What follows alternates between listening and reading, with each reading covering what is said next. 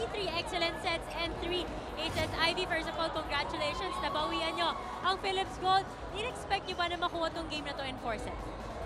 Siyempre hindi po kasi nung first elimination round ko, bali 5 sets namin siya nakuha, diba? So parang mindset namin na ganun ulit yung mangyayari na go hard lang, go push lang. So parang kami, ako, yung teammates ko, yung naging motivation namin, yung coaches, tsaka yung tao mga sumusuporta na sa amin para makuha yung game sa 4 sets.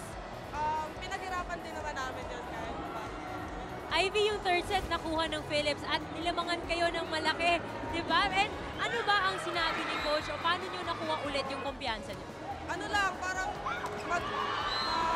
i-compose na ulit yung sarili namin.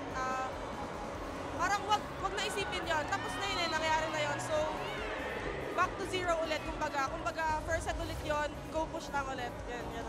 Ivy, dahil ikaw ang best player, may chance ka bumati at magpasalamat sa lahat ng gusto mo. Go ahead. Ayun, gusto ko pong batiin yung management namin sa pag-suporta sa amin.